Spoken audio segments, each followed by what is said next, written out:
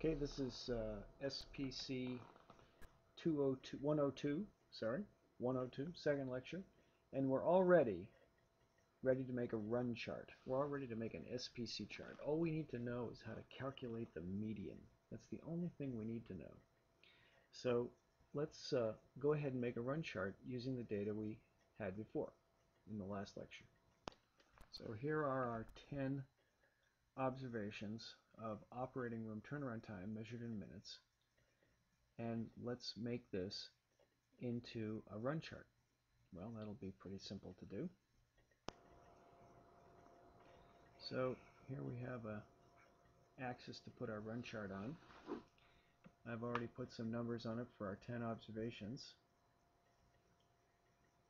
So we need to array these data in a time series to make a run chart. So a run chart is a time series, and we're going to put the variables on our chart in the order that we measured them. So this is a time series with time along this axis, and on this axis we're going to put our observations. And we're going to put a measure of central tendency here, and we're going to use the median. So this chart uses the median as its measure of central tendency. The run chart uses the median. So let's make a median.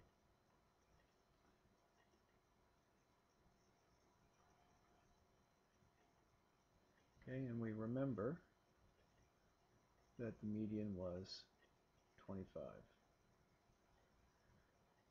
Okay, so far so good.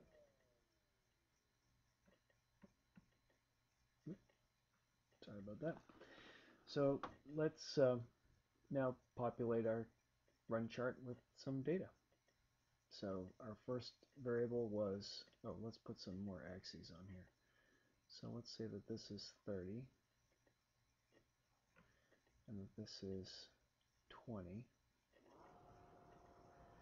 Alright, so our first observation was 30, our second observation was 31, and then we had an observation of 25 for number 3, and we had an observation of 20 for number 4, we had an observation of 29 for number 5,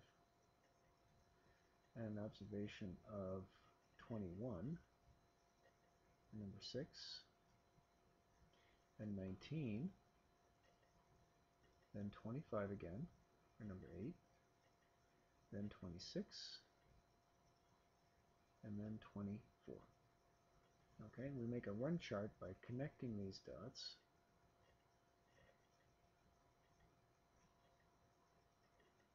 in the order that we measured them.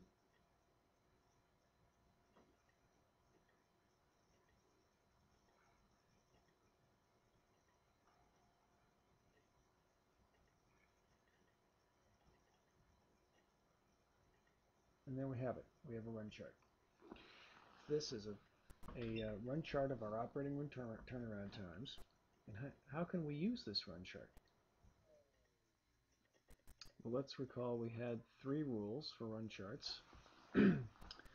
Rule number 1 was if there was the rule of 8, there were 8 or more on observations on one side of the median, then the chart would be out of control. The second rule was the 7 out of 24 rule. So if we look at 24 consecutive variables, observations, if 7 of them are on one side of the mean, then that would indicate that our process is out of control. Out of control, much like this video. The third, and perhaps the most useful, is the run rule, run of 6 rule. So we can remember this by 8, 7, 6. Run of 6. If there are 6 in a row going in one direction, either up or down, then the process is out of control. So do we have 6 in a row? No, the most we have is 3 in a row. So this process seems to be in control. fabulous. Okay? If you understand this run chart, then we're ready to move on to Statistical Process Control 103.